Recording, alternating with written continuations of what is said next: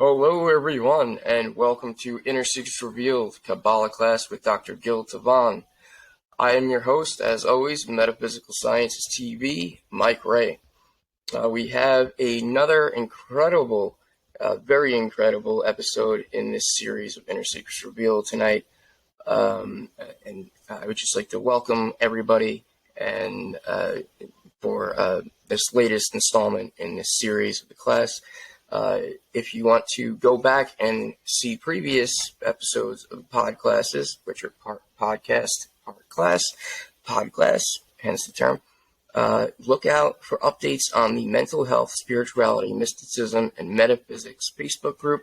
Also, be sure to look for Metaphysical Sciences TV on YouTube, where you will be able to find all of the replays and, of course, updates on when new videos or podclasses are happening or will be posted. Just a quick reminder for anyone who's joining us for the first time. As always, just the outline of the podclass. First, we will be having the lecture portion of the podclass, and then we will be opening things up to discussion and take questions during the interactive portion, which will be after the lecture portion. If you could please be so kind as to keep yourselves on mute if you're in the virtual classroom with us. And if you have any questions or comments, please feel free to leave them in the chat. We'll do our best to address them. Okay, if you do have any questions or comments that you want to remain anonymous, you don't want to let people see what your question is, you could always just send it directly to me, Mike Ray, or you could message Dr. Gil Tivon, and we will address your questions and concerns.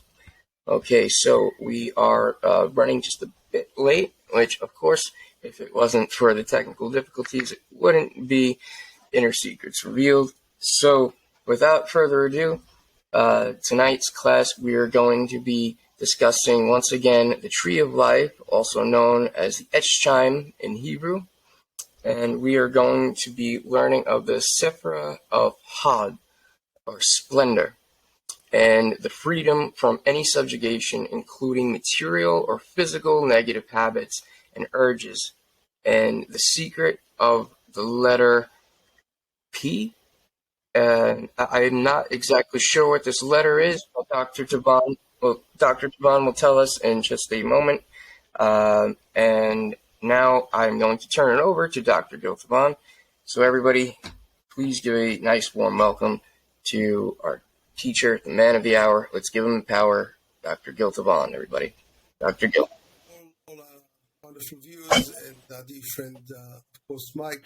So we start further ado because we do know that all kind of security checks happened, and therefore we are getting on this flight a little bit late, but it's okay as long as we are in the air, it's fine. So when we did learn the Etz Chaim, and it's a Chaim in Hebrew, it's either H, like you say, Hubus, or CH, which should be the same, it should be a Cha in the Hebrew, Etz Chaim, or Chaim for the English-speaking people, which is the Tree of Life. So we're looking at it from the top, and we had quite a few lectures to explain till now how the Etz Chaim works all the way from the Sefirah, the prism, the emanation of the crown, all the way down to where we're holding now at the Sefirah of the Hod. And maybe Mike will be so kind to share any kind of Etz Chaim Tree of Life with us picture, and that will be very revealing for the people that want to explore Kabbalah with us for the first time or just jumping into this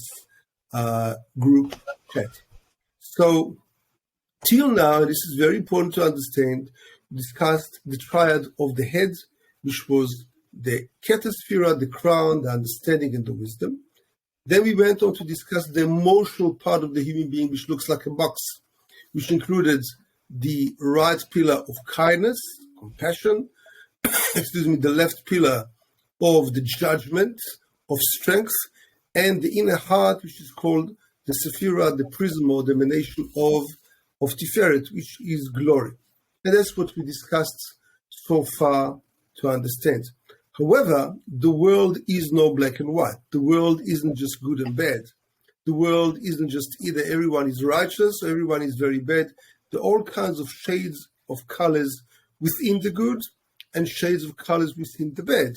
Not everyone is completely bad, exclusion of a few, and not everyone is completely good, as the Talmud says that even righteous people will falter at one time or another in some way or the other. So we do, and I'm speaking exactly very focused and very laser beam focused.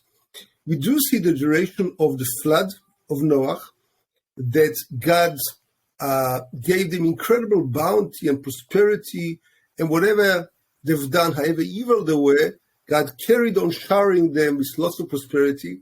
And when they saw this, there was no way out but to destroy that generation, as the Bible clearly says, and as archaeological findings in the last 20 years have found the Ark of Noah on the Mount of Ararat, exactly where the Bible tells us it happens over 4,000 years ago. Wow. So from that time onwards, we understand, Michael, let's see again, the Etz Chaim, that it's not going to work anymore for people to just be either completely right pillar of the Sefirot, which means completely compassionate and kind, where it says chesed, kindness, or completely left-sided gvura, a judgment. There needs to be some kind of a tie-up, of a merging of forces between the right and the left. And this is where we started to go down last week into the right sphere of Netzach, eternity. And if you see, there are all kinds of parallel lines and diagonal lines which lead all the way from strength all the way to victory. And also from our perspective today, even though the left Sefirah of Hod, there on the left, is a sphere of judgment. It's on the left side.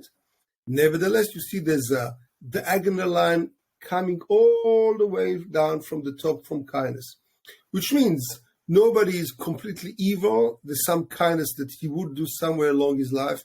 Nobody is completely righteous. Sometimes a person can fall as well. So we do know, like we discussed last week, the Sefirah of Netzach is discussing that great man called Moses, who the Torah is called after, and he did not understand Kabbalistically. He did not understand in his perspective, how can it be that righteous people suffer? In this week, we start with the Sefirah of his brother, Aaron, Kabbalistically, who is the shepherd of the Sefirah of Hod, of glory, of splendor, which is very difficult to understand. Why do evil people have so much bounty, prosperity, and kindness in their life? And that's what King David and King Solomon asked in the respective books, whether it's Psalms or Proverbs or Ecclesiastic, etc., or the Song of Songs. Why is the way of the wicked successful? And it's very difficult to understand. And so the answer to this can only be understood Kabbalistically. And the Kabbalah says as follows: a person that is righteous, that is the sphere of victory, that's what we discussed last week, will have sometimes a harsh life, either because of his previous sins in a previous reincarnation, or because he comes to atone for the sins of their generation. We have the same concept in many religions. You have the same concept in Hinduism, with Mahatma Gandhi was a suffering man. You have the same concept in Christianity, where you understand that seemingly Jesus took on himself all kinds of sins of people of his generation. Nevertheless, I must say, adamantly, people of our generation suffer greatly.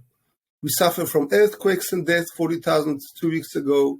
We suffer from terrible wars, 40 million people in the Second World War, and that's much with all other wars around First World War and others. We suffer for many people in our generation from different kinds of diseases. We lost over 2 million people only in the States in the last 2 years from COVID.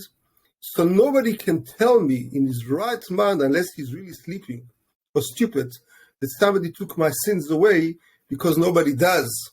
Because people suffer. Oh boy, people suffer every day. So don't let anyone tell you in the name of anything, a myth, a disbelief, that somebody is taking today your sins because this is a false lie. It's just not true. So therefore, the Sefirah of Hod wants to understand how come evil people are successful and how come righteous people suffer. So righteous people suffer, we discussed last week, because of their own sins and iniquities from previous reincarnation, or because they come to atone for degeneration for what people have done in this generation. They're very righteous, so they take upon themselves as teachers the sins of relation. The same applies the other way around. When you come to the Sefirah of Hod, of splendor, of glory, people that are very wicked, maybe the parents did some good, and there's some kind of a legacy that is still impressed on them. Maybe themselves did something good in a previous reincarnation, or in this reincarnation, the children as youth know they didn't fall to do some kind of a good act of kindness, some kind of an act of charity towards any other human being. God pays for this very well. And I'll give you a beautiful anecdote from Kabbalah where Nebuchadnezzar was a very, very evil king of Babylon some 3,500 years ago, and he massacred many millions of people all the way from Egypt right through the Middle East, tried to conquer and to dictate his own way. Nevertheless, the prophet Jeremiah came to him and he said to him, please rise up when I want to give you the word of God. He did.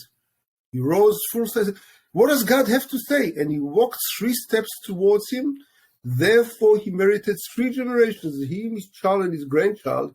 So Kabbalah tells us at the time to have, as a prophecy, to have his empire, rulership of the entire empire of the Elden world because of his respect towards God and his belief.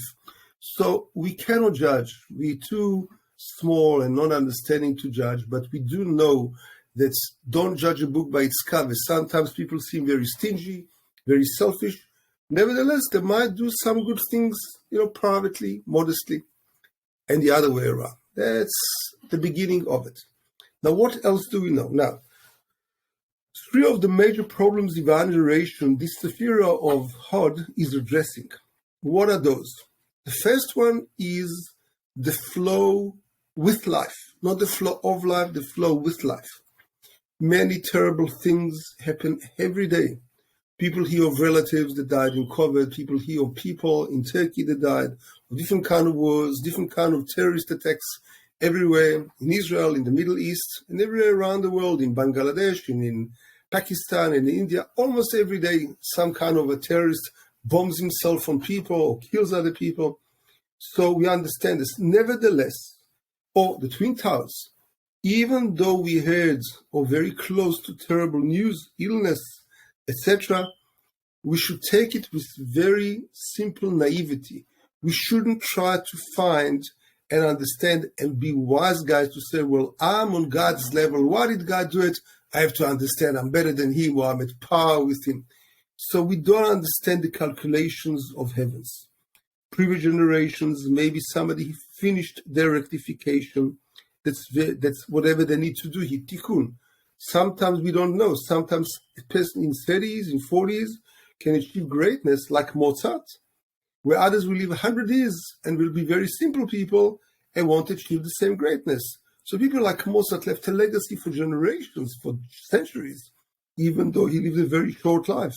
And other people like Mahatma Gandhi needed a life of more than 80 years to leave a legacy, but he did. He did. He influenced hundreds of millions of people around the world, and especially in India, especially using all kind of names from around the world.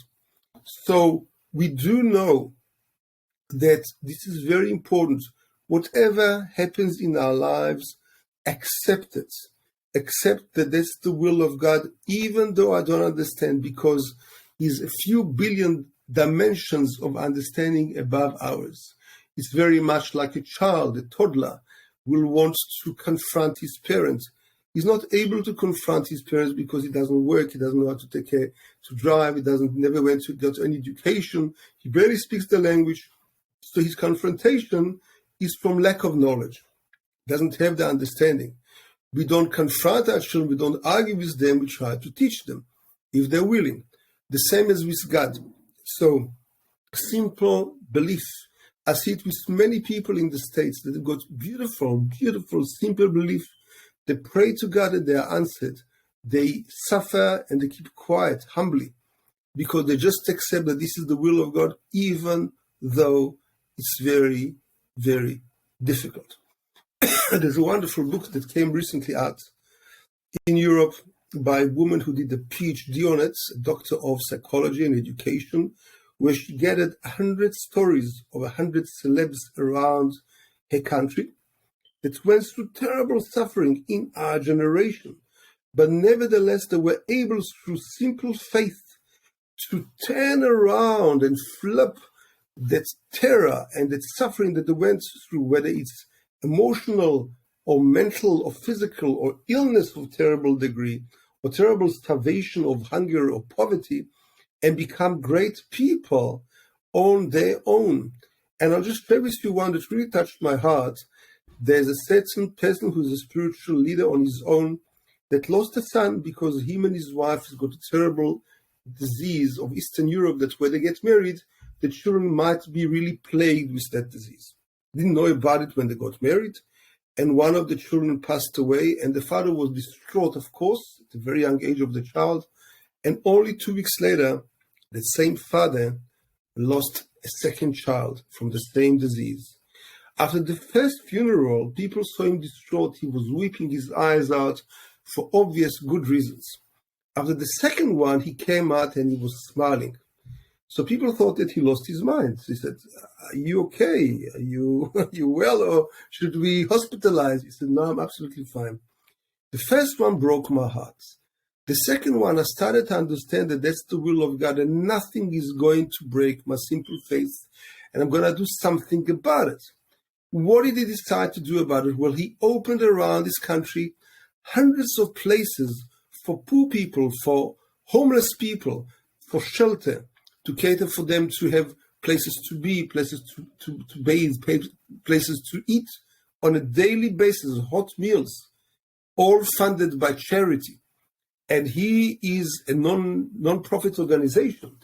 And when one of his agents asked him at a certain state, a certain city, which street do you want me to open that place of ours, that institute? He said, "There's no question about it. It will be Remez." He said, "What does Remez mean?" He says, "Remez is the acronym of Reuven May Ashla. That's the acronym of my last son that died. He is my spiritual mentor. I want to make a legacy, to make an eternity out of what his death. He lives with me, inside me, and he is my mentor. He is my incentive to carry on. I'm not going to let him die. A physical death, he might have died, but spiritually, he's with me all the way." I think it's a beautiful, touching story that really touched me, to understand how people can turn around a terrible reality and succeed. And that book is for all of us, for all those people that are sick out there, all the people that are suffering, all the people that are poor. Don't let your spirit be broken. Don't let the doctors tell you that you are doomed. It's not true. Doctors are very limited. I'm one of them also. I'm very limited. That's why we use prayer. That's why we use belief. That's why we access faith, because that transcends way beyond the span of the limited mindset that we have as scientists or doctors, with all due respect to everyone else. That's the first issue. Second issue is gratitude. Gratitude is the key, the essence of this incredible Sefirah emanation of God called Hod, glory. And that is, we need to create a vessel in which to receive all the bounty, all the prosperity that we get in this world directly from the light, from the source of God. There is no better vessel than gratitude. When a person is sulking, when a person is complaining, when a person is all the time victimizing, God is very unhappy with them, and there is no need to give you more, because if what you have, you're already sulking, you always see the half-empty cup. No way can God is going to give you more. He's going to give you more of that. You want to cry, I'll give you a good reason. But if you are grateful for what you have, and grateful means see the half-full cup that you have. There's a bottle of water here. It's half full. Well, I can say it's half full. I can say it's half empty. But I'd rather see it the half full. I still got half of it, which is beautiful. So I'm thankful for God that I have a bottle. I'm thankful to God that I have water, which is one of the great sources of life. Beautiful, fresh, American purified water, mineral water. Very good.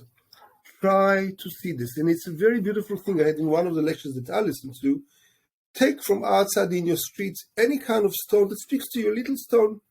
Doesn't have to be a semi-precious stone, a crystal, any little stone which is unique for you.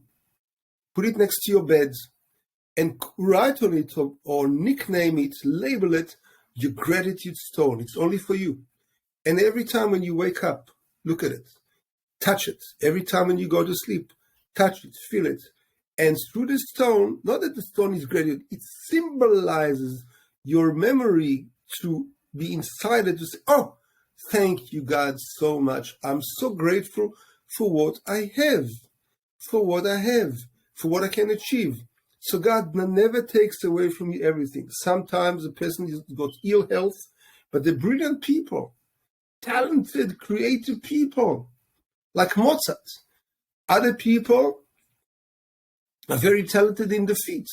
Look at somebody like Cristiano Ronaldo. He never finished elementary school, but the guy earned 94 million euro a year, which is about $150 million a year, because he's very talented in his feet. Extremely, extremely creative, extremely wise, smart. So don't look down or condescend on other people. Realize your special gift and be very thankful to God for giving this to you. And at the same time, have simple faith to go with the flow of life and say, if I'm missing something, health, prosperity, relationship, whatever it is, this is also God's will. Accept it as it is and try to rectify. We don't have to live this way, but first of all, the starting point is where we're holding, try to accept it the way it is, the way it is. The other side of it is do not get stuck. Do not be strict too much. Do not, because this side is a side of judgment. We start to be very strict. We start to be very stuck on points with God.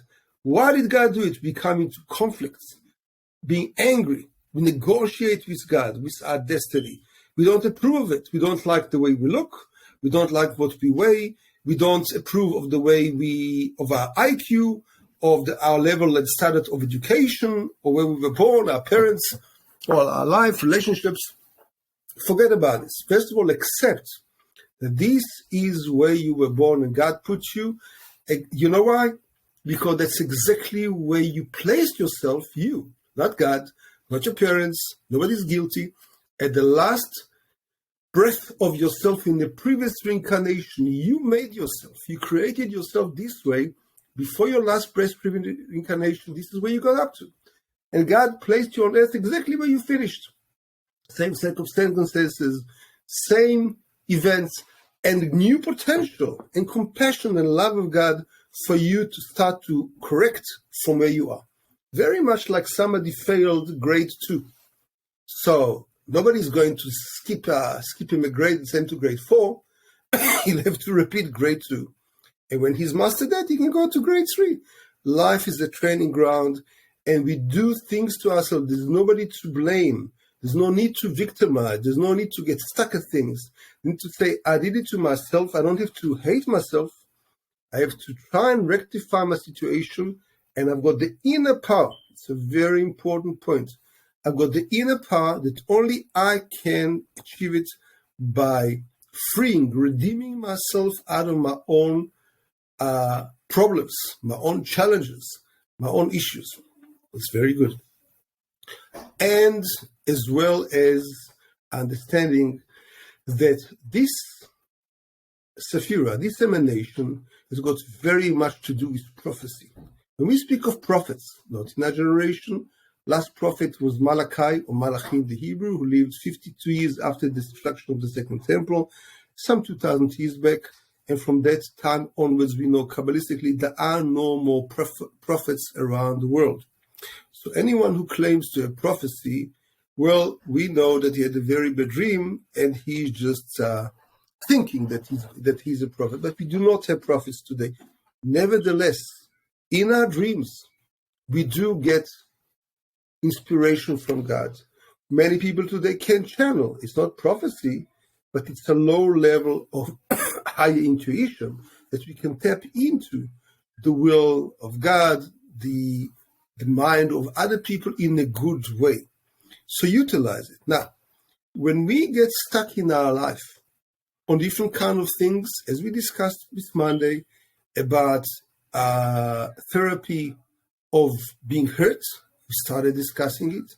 We know that most people, when they suffer from addictions or run away and try to numb the pain, addictions can also include shopaholic, gambling, pornography, drugs, and others, drinking, DUI. All of these kind of things are just symptoms to try to numb the pain of being hurt. And this Sefirah, this emanation, helps us to get through it. How do we do so? Well, just the first step is, first of all, accept that this is the situation where you're holding. Don't reject, don't hate yourself, don't feel guilt, shame, blame, and don't blame anyone else either. This is the situation. First of all, let's start there.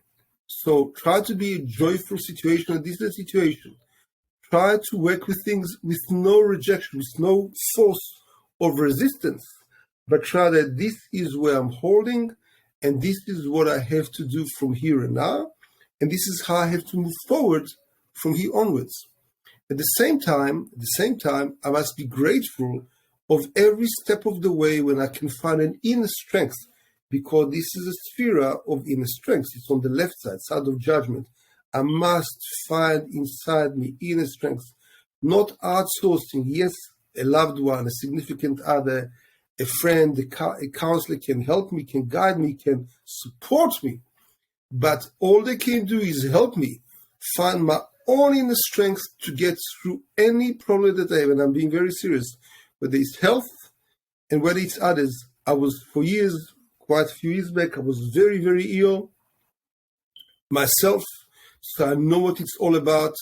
And after listening to many doctors, it nearly killed me. Seriously, nearly killed me. So by wishful good thinking, they thought they knew what they're doing, and I really died from it.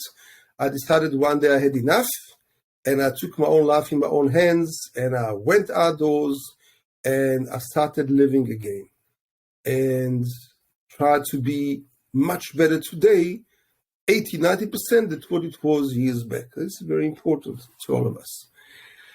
How is this connected to this beautiful letter, Mike, which is the letter P? So maybe it is my fault.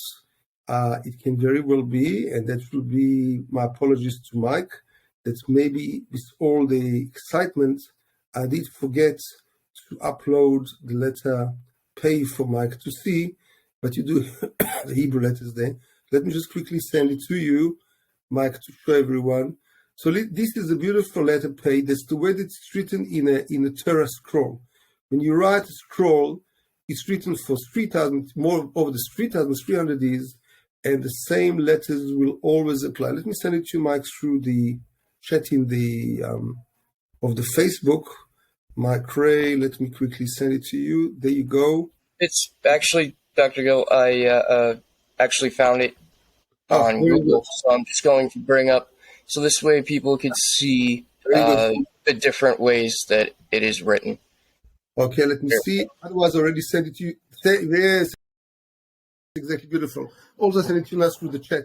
So if you have a look, exactly where it says on the left, the most left one, top left, there's a letter P over there, which is exactly as it's spelled. It's beautiful. It's a P, which is a rough P, in other words, a tough P.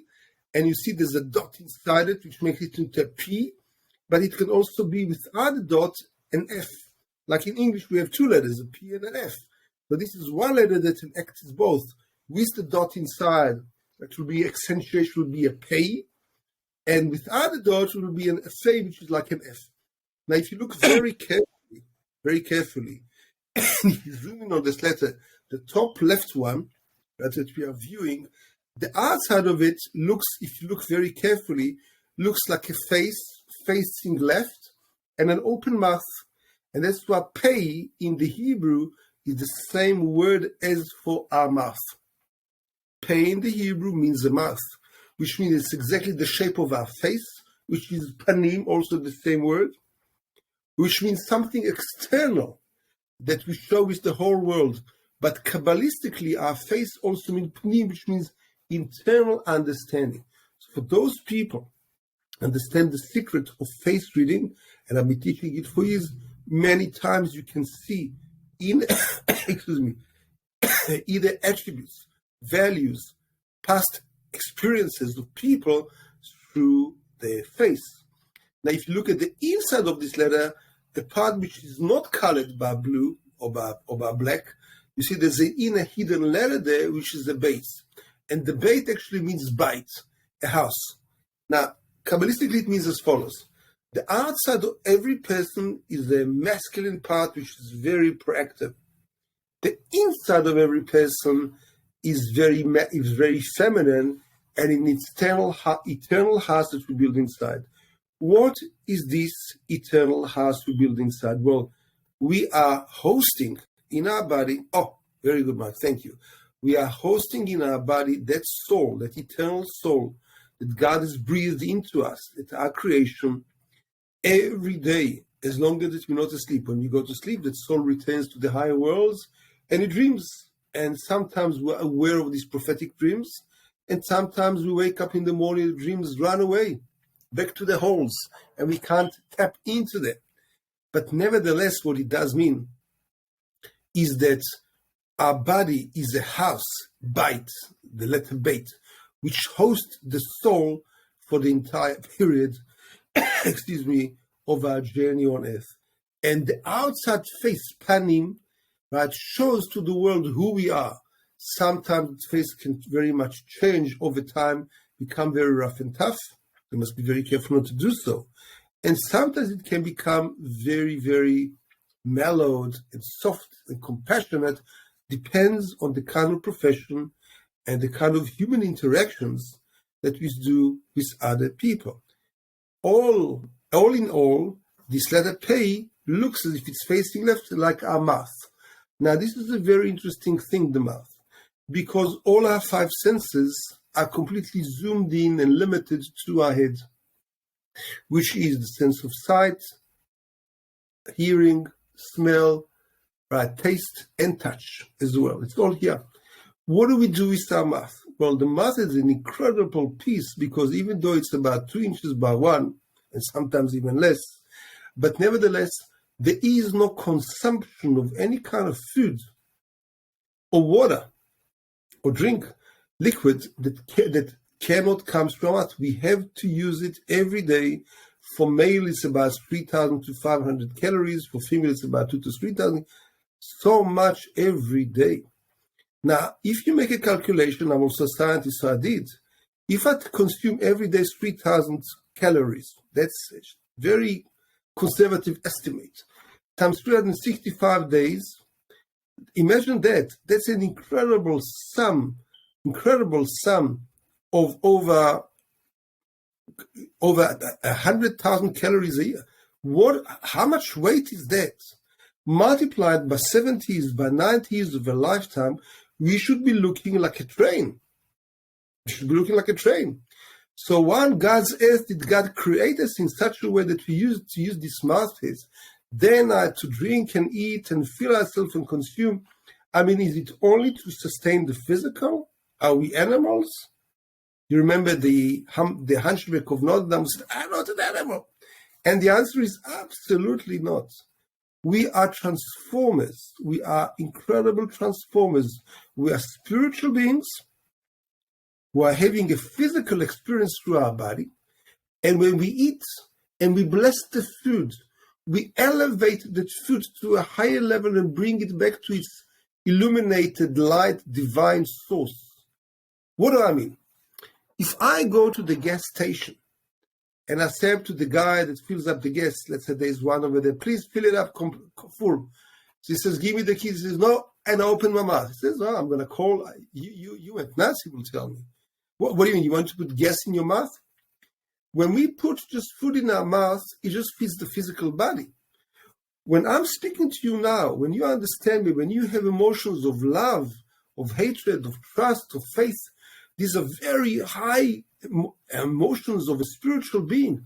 What nourishes, what fuels those emotions, those feelings, those values? And the answer is your blessings, your spiritual intentions. So when I eat the food, if I have a spiritual intention of gratefulness, of gratitude, of being thankful, of acknowledgement of the source, blessed are you, thy Lord, right? Whatever you say in every language, in every culture, in every religion, we bless our food before and sometimes even after, to thank God for the bounty, for the prosperity, for the food He put on our table.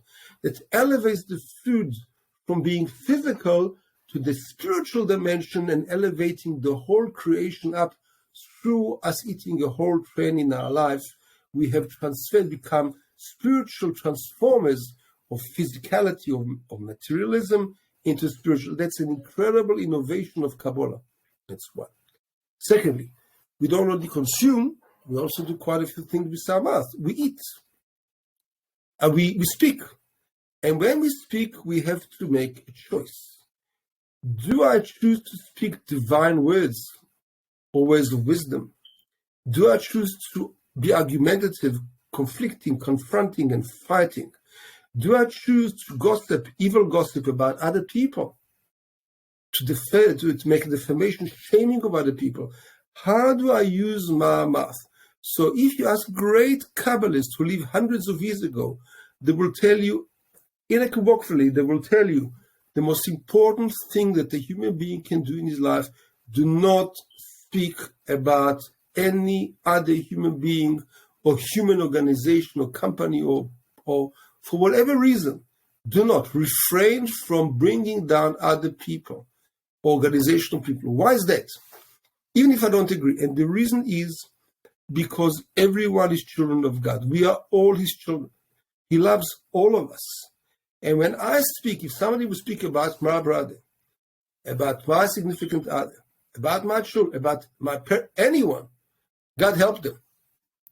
So for God, we are His children. So how dare I speak about one of God's creations? And therefore, we have to use wisely our mouthpiece when we use it in order to be able to give comfort and make it pleasant for God. I'm looking at the watch and I don't believe it that the time is. I'm going to cut myself short because I want to allow you for questions, because I'm sharing this room that I'm at till 1 minute to 8 and then become Pumpkin and Cinderella. So please excuse me. So please, Mike, if you have any questions, and I thank you very much to all of you, please shoot the questions or from the chat. I just cannot see. So I'm listening to you. Please go ahead, Mike. Okay, well, thank you very much for that, once again, a very enlightening lesson. We covered a lot, and I know that we had some questions from last week. I'm going to check the chats right now, see if there are any questions concerning what we just talked about, because I believe some of the questions were answered.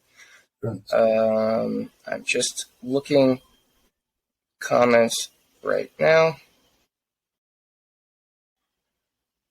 Okay, so one question that we have, and let me just bring up the Tree of Life real quick. Okay, so here you have the letter Pei, which we went over today, right here. And one of the questions was about the Etz Chaim. Is that correct? Etz Chaim? Yes, very good. Thank you. All right, I'm getting better. Okay, so a couple of weeks ago, we went over the Sefirah of Tiferet, or beauty, which is the heart.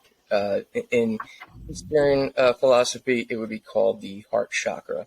So, but the question is the Sefirah of Tiferet, or the heart chakra, the center of our entire being?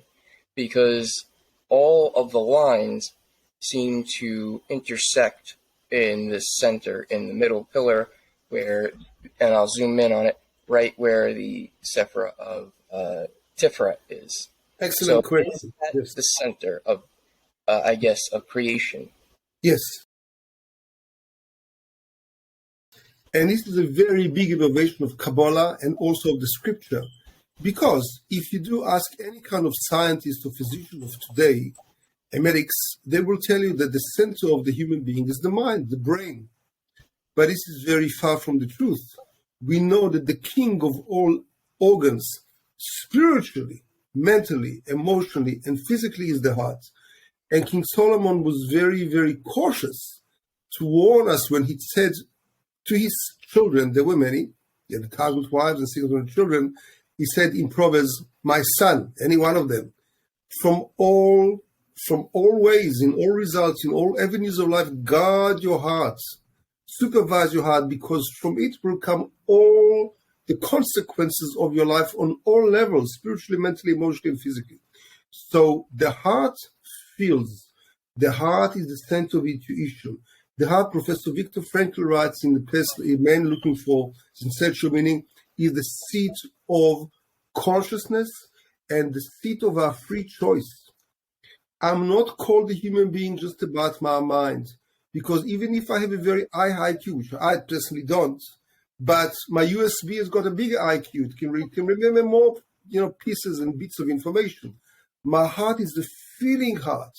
What makes me a human being is my feelings, not my mind only. When you say to somebody, I love you, when you say to somebody, I'm heard from you, when you say to God, I believe in you, this is not an academic statement. This is a feeling statement. And God says, build me a temple inside your heart. So the mind, and listen to Dr. Joe Dispenza, the mind is just for the info, for the knowledge. The heart is for the experience. We don't experience life in our mind. We experience life and become knowing, not knowledge, knowing of life. When it says in the book of Genesis, and man knew his wife, meaning very intimate intercourse, it doesn't mean that only, it means that he knew intimately, they felt each other, that feeling, that oneness with God, with a significant other, with anyone that you love, is always will be through your heart, and therefore this is the most significant Sefirah that we have. Correct. Mike, please go ahead if you have any other question. Okay. Yes, so, we did have a question about the Sefirah that we were discussing today. Let me just put through the questions real fast. Comments. Thank you very much. I won't mention names, but somebody says that Dr. Gil is one of the wisest men I've ever had the privilege to listen to. So I would just like to add, I feel the same way. I'm lucky enough to call Dr. Tivon my friend, and what he is saying is all true. And I would just like to bring up very quickly, just again, the Tree of Life. Now, if you see up at the top here, we have the Kether, the crown, which we went over in a previous episode in this series. And right above the Kether, you have the Ein Sof, or the limitless light. And above that, there is the Ein Sof, first the Ein Sof, or the Ein Sof, the endless. And from this mind of God, so to speak, comes into our being through the crown Sefirah, or what would be known as the crown chakra in Eastern philosophy, and it comes down the middle pillar.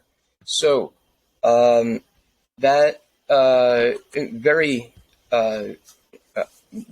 astute, compliment towards Dr. Gil. What you were really doing is you were complimenting God and the work of God, because I can attest that Dr. Tivon is very much a very spiritual individual, and that this knowledge that he is sharing, he's putting a lot of work into these classes, and of course they are free because this wisdom and knowledge is something that needs to be put out there. So I just wanted to say that real fast and then get to the next question we have, which is about the Sefirah of Hod or Splendor. The question is, I have seen multiple graphics of the Tree of Life, and on each one, including the ones that you've shown, meaning us, Hod is sometimes translated into different words. Which is the most correct translation? Very good question. So I will answer first. First, I have to finish within 60 seconds because I am sharing this room. So the first answer is like when Pharaoh called Joseph and he said, "You're a very wise man." He said, "It's nothing to do with me. It's God's wisdom." The second thing to do, so it's not me, it's God. The second thing, Hod is really translated as glory or splendor. Both are correct and both are the right way. Thank you all very much. I know that Mike puts lots of effort before the lecture to make it work, and behind the scenes we put together lots of effort into it.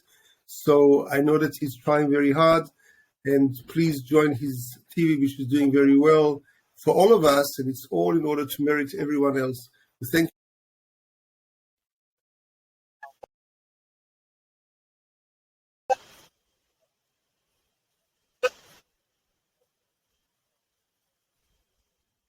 Okay, thank you very much, Dr. Gil Tivon. As I mentioned before, we went over a lot today.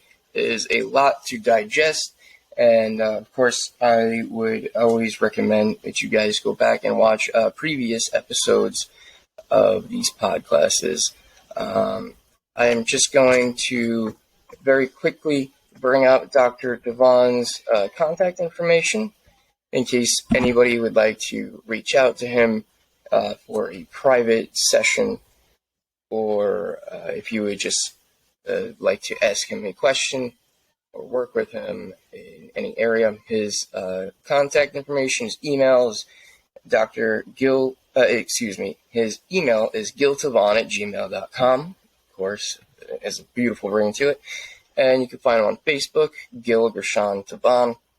Again, as you can see, so this is just a portion of his credentials.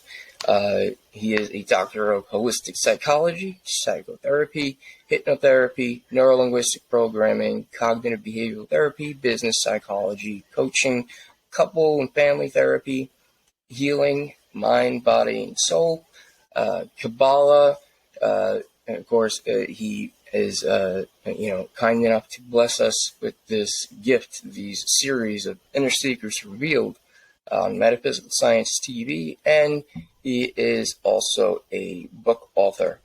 And I will just try to find very quickly the cover of Dr. Tivon's book.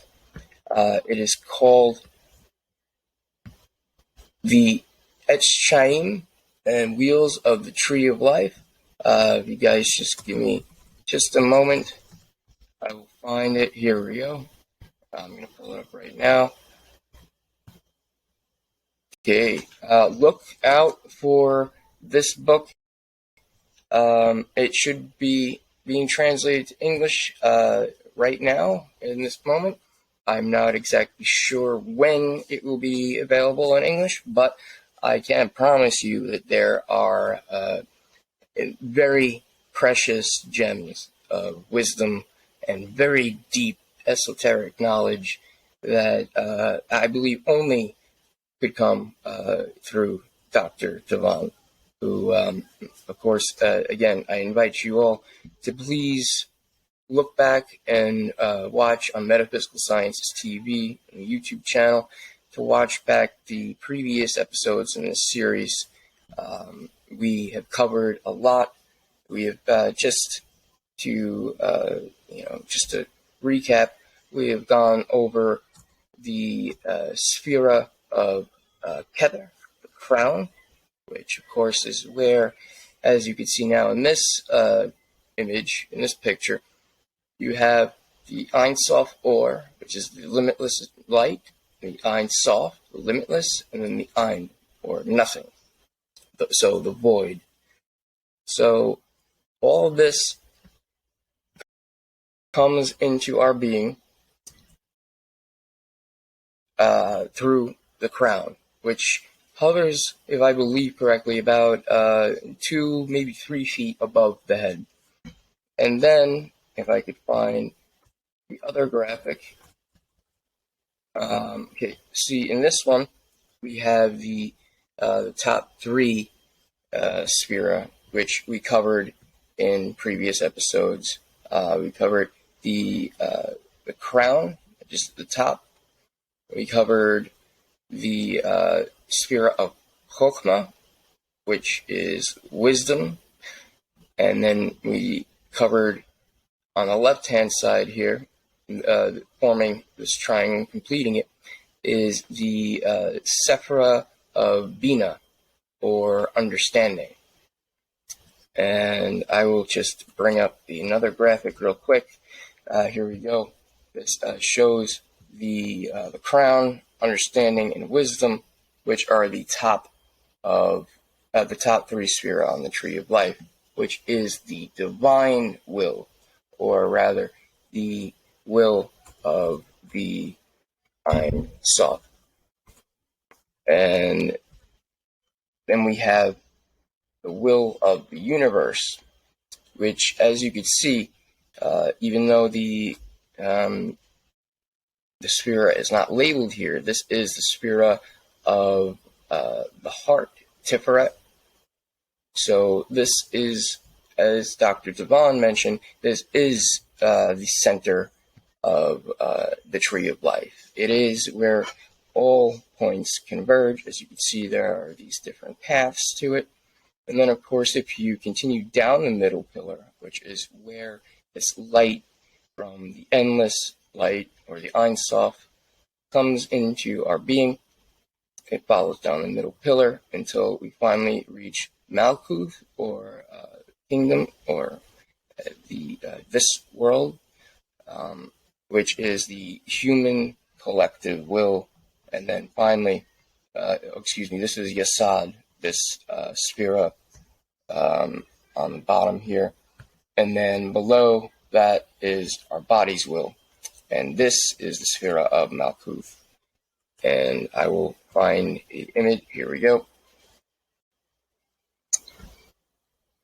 As you can see, we have, this is the Sefirah we went over today, Hod, also known as Splendor, as we learned today is the proper translation.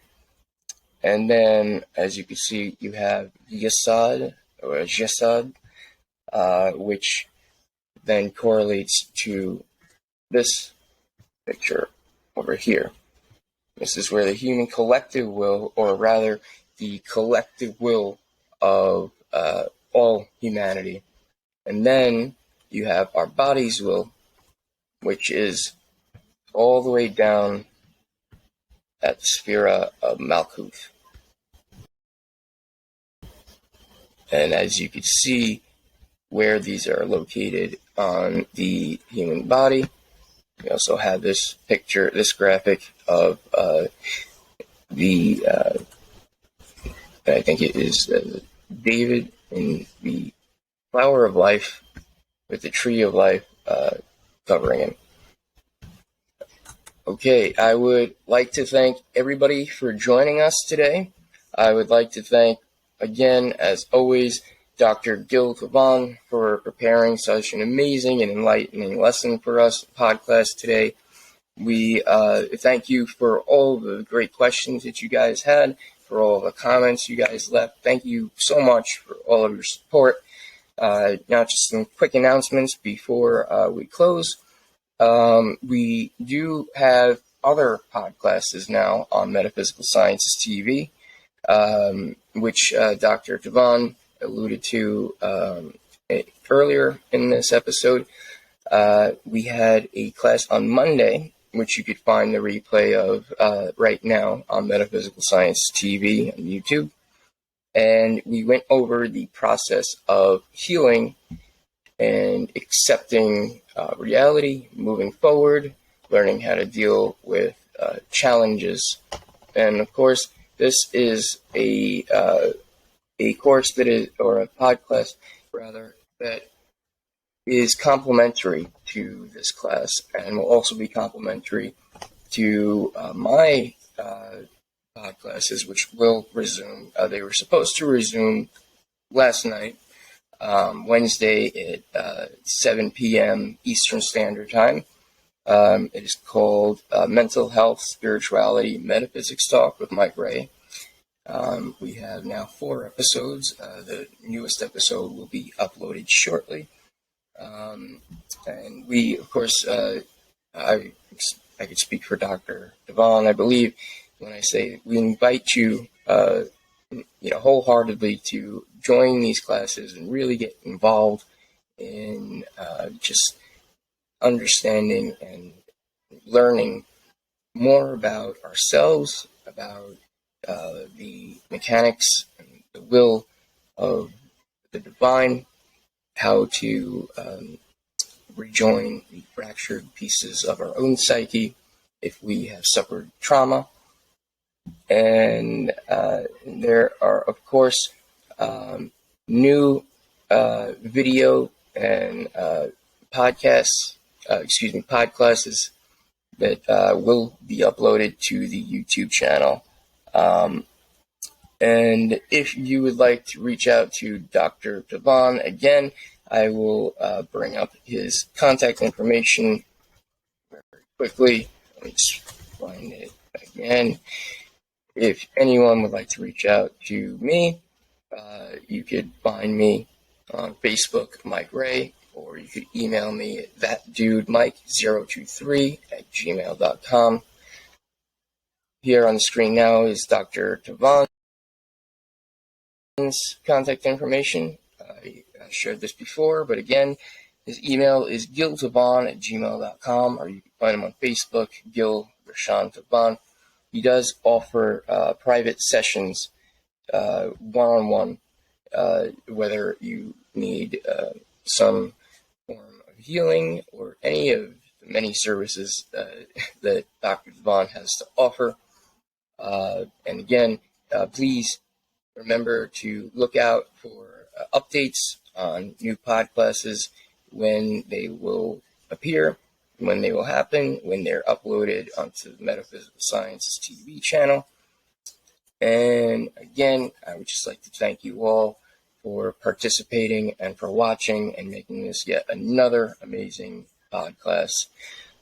And I would just like to take this moment just to give a final thought, which is something that we touched upon very briefly, and it is the topic of healing from trauma. Now, just very quickly before we close, because I don't want to make this video last longer than it has to, we will end on time. And if there are any more questions, I will try to address them the best I can. But yes, I wanted to speak about the process of healing. I did mention this in the Monday class, which is titled Mental Health, Mysticism, and Metaphysics Discussion with Mike Ray and Dr. Gil Tivon. You can find that as well on Metaphysical Science TV. Now, we touched upon something that is very personal to me, the healing process that I had to go through to regain feeling and movement in my left side.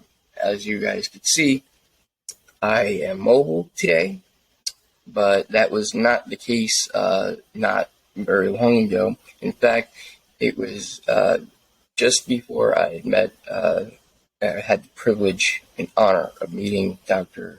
Gil Tivon. I attended one of his free Kabbalah classes, and instantly I knew that this was a man who knew what he was talking about. He knew his stuff, and I knew that I had to tried to learn from this guy, because the things that he was sharing and the knowledge and wisdom that you could tell it is residing within this man, his mind and his heart and his entire being.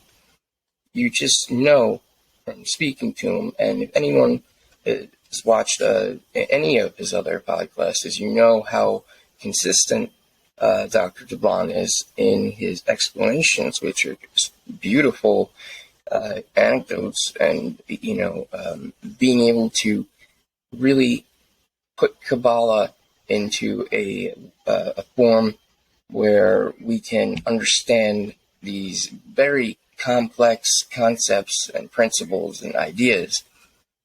Again, to get back to what I was saying about the process of healing, this is something that you can find on the Tree of Life itself. If you give me 1 second, I will just bring up another graphic. I'll just bring up the Tree of Life one more time. Okay, where is it? Okay, here we have the Tree of Life, or the Etz Chaim, excuse me. And as you can see, we have the crown, or the kether, is floating above the individual's head, about 2 to 3 feet above the head. And what you also can notice is that each of these Sefirah, they line up perfectly to the different corresponding parts of the body that they are connected to. So, of course, Tiferet, which, of course, as we discussed, is the most important Sefirah, if you could call it that, which is the center of everything. As Dr. Tivon mentioned, in the Bible, or in the Torah, it says, God says, "Make for me a temple in your heart, and I will reside there." So that is the center of everything. And of course, when somebody, as most of you may be familiar with, if somebody has an imbalance with their chakras or their energy centers, which is essentially just the middle pillar of the Tree of Life, I guess you could consider the chakras a more simplistic version of the Tree of Life, where Bina and Chokmah and Gevurah and Hesed, Hod and Nitzach are all combined together, where, as you could see clearly on a Tree of Life, it expands greater on this because we have the two pillars. We have on the left, we have the pillar of severity or judgment, and then on the right, we have the pillar of, we have, the pillar of mercy.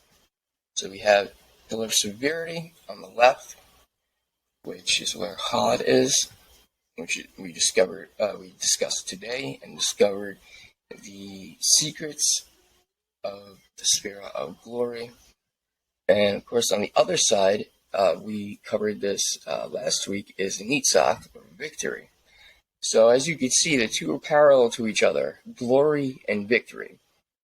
Now, I don't know about all of you, but I know for myself, when I feel victorious, or when I feel that I have accomplished something, for example, healing, I had gone blind in my left eye for quite some time, and it was not getting any better. It was caused by my multiple sclerosis, which is a neurodegenerative disease. So it is essentially my immune system attacking my central nervous system. The eyes, they are not as protected. The optic nerves are not as protected as the rest of the body's central nervous system or peripheral nervous system. So it caused paralysis on my left side, and as well as blindness. I also had some facial paralysis for quite some time.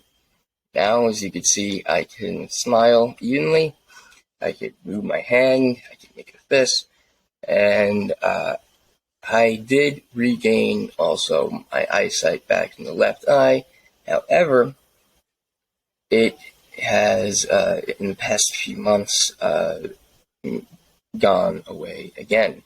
Now, this is something that, this is the point that I was trying to get to, just as a final thought before we end this, which is that once you begin your healing journey, and let me just bring up again the Tree of Life.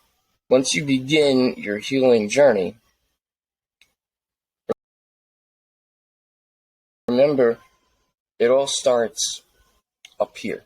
It all starts in the mind, which is where you absorb this light, this knowledge from the Ein Sof, or from the mind of God. And then, of course, you see that you have Chokmah, or wisdom, which is on the pillar of mercy, is the second Sefirah that this light is distributed to, and then is distributed to the left column, which is a pillar, which is Bina, or understanding, and this is on the pillar of severity. So, what we have here essentially is a diagram of what a perfectly balanced individual would look like in their mind. So you would have the heart at the center of all decisions. You would have the mind connected to the heart. You would have the crown, or the kether, this sefirah, or the chakra that is receiving this light, that is then distributed to the body evenly, so that one is not too severe or too feminine, and one is not too masculine or merciful. I believe this might be incorrect. I believe the pillars should be changed. I'm not sure on that. We will have to ask Dr. Tivon next week about that. I will make sure to ask him that question. But as you could see very clearly in a lot of these illustrations, especially this one, which is my favorite, and this one is actually backwards. This one actually is accurate. Okay, so we have Bina, which is the reason it says mother here is because the this pillar, or this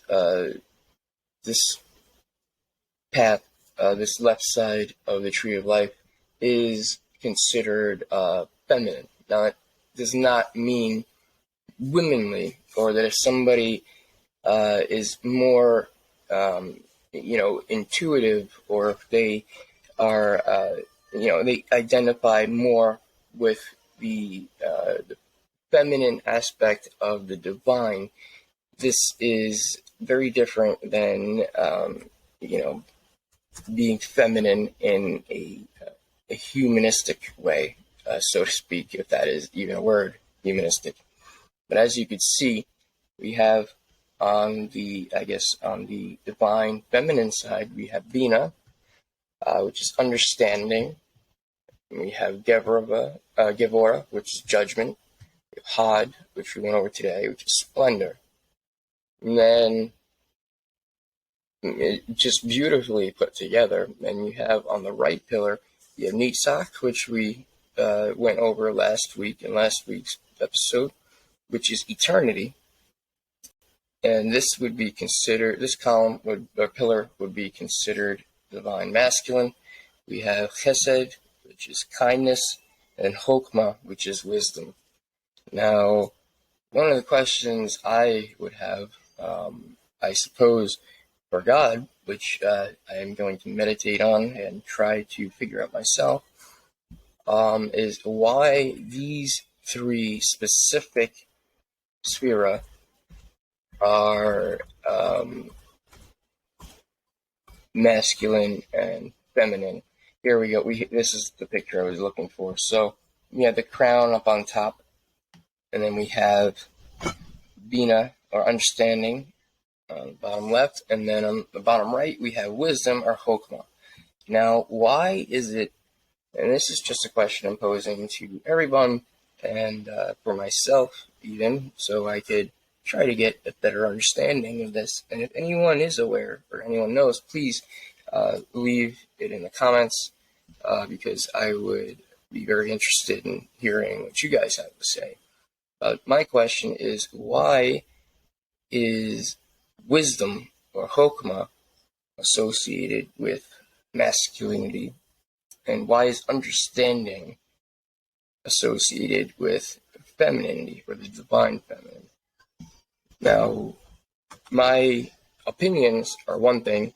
I could speculate all day, and I could filibuster, and I could make this podcast last another hour, but I will not do that. I will just leave you guys with this final thought of this healing process, and you see where it starts. It starts with the divine will.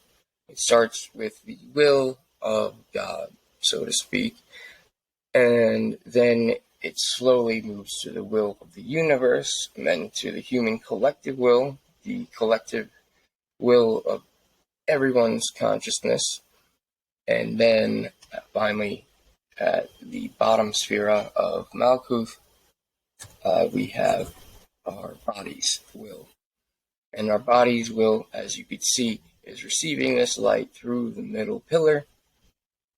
So that if we are balanced, if we have this balance of this light that is coming forth through us, and this balance of wisdom and understanding, then we are able to comprehend, and we are able to balance ourselves. And these, of course, are the sacred letters we've gone through so far. We are able to balance ourselves through the middle pillar, and we are able to connect the crown, or the mind, or also which would be the third eye, to the heart. And heart, of course, is the center of everything. And once your heart is balanced and your mind is balanced, everything else falls into place. And that is all she wrote. So again, I would like to thank Dr. Gil Tivon for putting on this amazing lesson, preparing it for us every week. You can catch us next time, same time, same place, even more to learn and discover. Find us next Thursday, 7 p.m. Arizona time, which is 9 p.m. Eastern Standard Time. And again, everybody, thank you very much. You guys all have a good morning, afternoon, or night. I am Mike Ray with Metaphysical Sciences TV, and this has been Inner Secrets Revealed Kabbalah Class with Dr. Gil Tivon. Thank you, everybody. See you next time.